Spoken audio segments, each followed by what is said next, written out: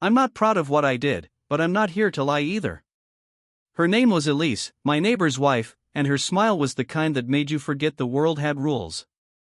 From my kitchen window, I'd watch her tending her roses, her laugh drifting over the fence like a melody meant only for me. She was untouchable, forbidden, married to a man named Mark, yet she became the center of my world. My name's Caleb, and this is the story of how one stolen kiss with her cost me everything I thought I was. It's not just a story about a moment of weakness, it's about how a single choice can unravel your life, thread by thread, until you're left with nothing but regret and a shadow that follows you everywhere. How far would you go Pandora's box go for a love you know is wrong? Would you risk your conscience, your peace, your entire life for a moment that feels like salvation? I did. And what came next wasn't just guilt or shame, it was a price so heavy I'm still paying it. Stick with me, because this isn't just about a forbidden kiss. It's about how one spark can burn your whole world down. It all started about a year ago in a quiet little neighborhood in upstate New York, the kind of place where the houses all look the same and everyone knows your name but not your secrets. I was 25, fresh off a brutal breakup, and I'd moved there to start over, renting a small house with creaky floors and a view of the neighbor's perfect garden. That's where I first saw Elise. Every morning, she'd be out there, her dark hair catching the sunlight as she watered her flowers, humming softly like she was in her own private world. I wasn't trying to stare, I swear, I'm not that guy. But there was something about her, the way she moved with this quiet grace, every step deliberate, every smile like a rare gift. She was 38, elegant, with eyes that held a story she wasn't telling. Her husband, Mark, was in his mid-40s, a contractor who was always on the road, leaving her alone in that big house next door. He seemed decent enough, but there was a coldness to him, like he'd checked out of their marriage long ago. I noticed. And I think Elise noticed me noticing. At first, I kept my distance. I'm not the type to chase trouble. I worked from home as a graphic designer, kept my head down, and tried to piece my life back together after my ex left me in shambles. But Elise was different. The first time we spoke, I was grabbing my mail, and she was wrestling with a bag of mulch. Need a hand? I offered, and her smile hit me like a freight train. You're sweet, Caleb, she said, and the way she said my name felt like a secret we were both keeping. Over the next few months, those moments started piling up, little waves across the lawn, small talk about the weather or the neighborhood's nosy HOA. She told me she used to paint, but hadn't in years. Mark thinks it's a waste of time, she said once, her voice soft, like she was confessing something shameful. I wanted to tell her she was wrong, that her dreams mattered, that she was worth more than his indifference. But I didn't. I just smiled and changed the subject. The trouble started when I realized I was looking for her. I'd time my errands to catch her outside, linger a little longer when we talked. It wasn't just that she was beautiful, it was the way she listened, really listened, when I rambled about my work or my past. She'd lean in, her eyes soft and searching, and I'd feel this pull, like she saw parts of me I'd forgotten existed. But Mark was always there, looming in the background. He'd roll in from his trips, kiss her cheek in the driveway, and I'd feel this ugly twist in my gut, jealousy, maybe, or something darker. I'd lie awake at night, imagining what it'd be like to be the one she looked at with that warmth. Then I'd hate myself for it. She was married. Off limits. But the more I tried to pull back, the more I saw the cracks in her world, the way her smile faded when Mark's truck pulled up, the way she'd linger at the fence, like she didn't want to go back inside. One evening, she knocked on my door. Caleb, I hate to ask, but our kitchen faucet's leaking. Mark's away, and I'm useless with tools. Her laugh was nervous, and I should have seen the red flags waving. But I grabbed my toolbox and followed her across the lawn, into her house, into her life. The faucet was an easy fix, but I took my time, stealing every second I could in her kitchen. She leaned against the counter, a glass of wine in her hand, watching me work. You're good at this, she said, her voice warm, almost too warm. I laughed it off, but when I stood up, our eyes met, and the room felt like it was closing in. Her hand brushed mine as she handed me a towel, and the air crackled with something dangerous. Caleb, she whispered, her voice barely there, you ever feel like you're living someone else's life? I froze. Her eyes were searching, heavy with years of being unseen, unloved. I wanted to say something profound, but all I got out was, yeah, sometimes. She smiled, sad and knowing, and stepped closer. Too close. I should have walked away. I should have said goodnight and left. But I didn't. She started talking, spilling her heart about Mark's coldness, her loneliness, the dreams she'd buried to keep him happy. Her words were raw, like she'd been holding them in for years. When she stopped, her face was inches from mine, her breath warm. I kissed her. It was soft at first, tentative, like we were both afraid of the edge we were standing on. Then she kissed me back, and it was like the world caught fire. Her hands were in my hair, my arms around her, the taste of wine on her lips. For a moment, it was perfect until she pulled back, her eyes wide with panic. "We can't," she whispered, but she didn't step away. I nodded, my heart hammering, and promised it wouldn't happen again. But we both knew I was lying. The weeks that followed were a haze of stolen moments and suffocating guilt. A brush of fingers when I helped with her groceries. A late-night text, "Can you come over? I just need to talk." Each time, I swore I'd stop, but her pull was stronger than my will. We never went further than that kiss, but the tension was a living thing, a constant hum of want and shame. I stopped sleeping, jumping at every car that passed, terrified Mark would find out. And he almost did. One night, I was at their house, helping Elise move a heavy easel to the attic. Mark wasn't due back for days, but his truck roared into the driveway early. Elise froze, her face pale as death. "Go," she hissed, shoving me toward the back door. I slipped out just as his keys hit the lock, my heart pounding so hard I thought it'd burst. I hid in my backyard, peering through the fence as he called her name.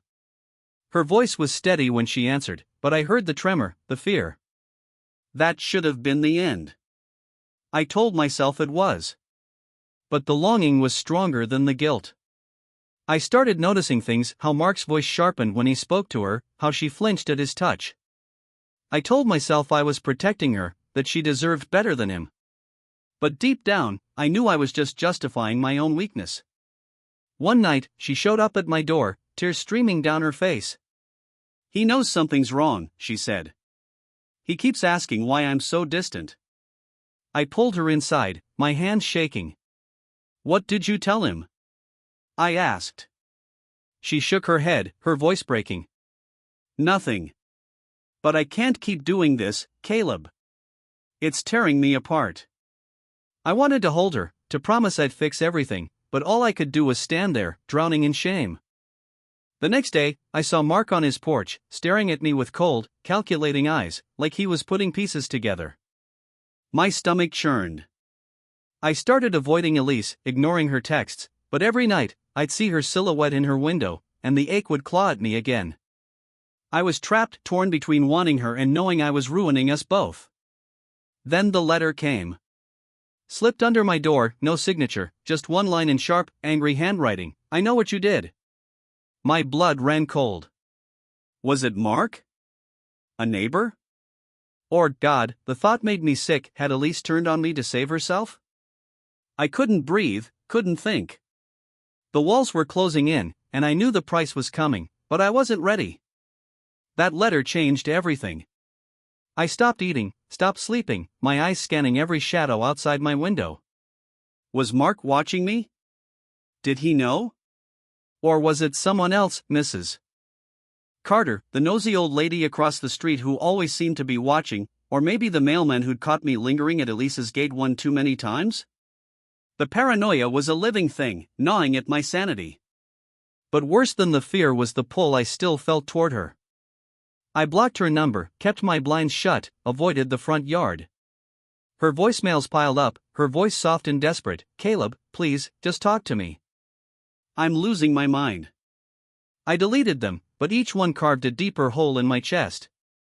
I started drinking to numb the pain, but it only sharpened the guilt. In my dreams, I saw her smile, felt her touch, heard her voice calling me her lifeline. A week later, I ran into her at the grocery store. I turned down an aisle, and there she was, clutching a carton of eggs, her eyes red and swollen. "Caleb," she said, her voice breaking. I wanted to run, but my feet were glued to the floor. We need to talk, she whispered. Against every instinct, I followed her to the parking lot. She told me Mark was getting worse, checking her phone, interrogating her about where she'd been. He thinks I'm cheating, she said, her hands trembling. I haven't told him anything, I swear. I believed her, but that letter burned in my mind. Someone knows, I said, my voice low. Her eyes widened. What do you mean? When I told her about the note, her face went white. Oh God, she whispered. What if it's him? We agreed to cut all contact, no texts, no waves, nothing. But the next night, she was at my door, soaked from the rain, shaking like a leaf. I can't do this alone, she said, stepping inside before I could stop her. I hugged her, feeling her tremble, and it was like holding the only thing that mattered. I'm leaving him, she said. I can't stay in that house anymore. My heart soared, but fear crushed it. Elise, if he knows, if he even suspects, she cut me off. I don't care. I'm done pretending. She kissed me, and for a moment, I believed we could make it work. Then I heard it, a car engine, too close, too slow. I pulled back, my pulse racing. Is that him? She peered out the window, her face ashen. It's his truck. We scrambled to cover our tracks. She grabbed a book off my shelf, pretended to borrow it. But when I opened the door, Mark was there, his fist raised to knock. His eyes flicked from me to Elise, and the air turned to ice. What's going on here? He asked, his voice calm but sharp as a blade. Elise laughed, too loud, too forced. Just borrowing a book, honey. He didn't buy it, I saw it in the way his jaw clenched, the way he looked at me like I was something to be crushed. After that, the world started to spiral. Mark was everywhere outside my house, at my gym, even parked near my office building on the rare days I went in. He never spoke, just watched, his eyes boring holes into me. I was losing it, jumping at every sound, double-checking my locks. Elise stopped texting, but I'd see her lights on late at night, and I'd wonder if she was okay, if she was safe. Then the second letter arrived, typed this time, slipped into my mailbox. You thought you could take what's mine. You'll regret it. My hands shook as I read it. This wasn't just a warning, it was a threat. I wanted to confront Mark, but what could I say? I was the one who'd kissed his wife, who'd crossed the line. I went to Elise's house, desperate to know she was safe. She answered the door, her eyes hollow, her face pale. He's gone, she said. Boston, for work. But Caleb. I found something. She showed me a notebook, hidden under a floorboard in their bedroom. It was Mark's, filled with pages of notes about me when I left my house, what I wore, where I went. He'd been watching us for weeks, maybe months. The realization hit me like a sledgehammer. Mark wasn't just suspicious. He was planning something, and I had no idea how far he'd go. I wish I could tell you I stood my ground, that I faced him like a man and owned up to what I'd done. But I didn't. That night, I packed a bag and left town, telling myself I was protecting Elise, protecting myself. I moved to a new city, cut every tie, deleted my socials. But the guilt clung to me like damp rot. I'd see her face in every crowd, hear her voice in every quiet moment. I'd destroyed her marriage, maybe her life, and I'd run like a coward. Months later, an email came from an address I didn't know. It was Elise. She'd left Mark, started over somewhere new. We were wrong, she wrote, but I don't regret you. I cried reading it, knowing I'd never see her again, knowing I didn't deserve to. And here's the twist, Mark didn't write those letters. A mutual friend told me later it was Mrs. Carter, the nosy neighbor, who'd seen us that night in my house. She thought she was saving Elise's marriage by scaring me off. It worked, in a sick way. But at what cost? I'm still paying for it every sleepless night, every time I flinch at a stranger's glance, every moment I wonder if she's okay.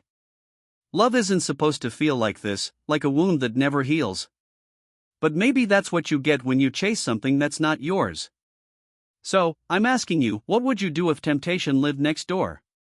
Would you risk it all for a moment, knowing it could break you?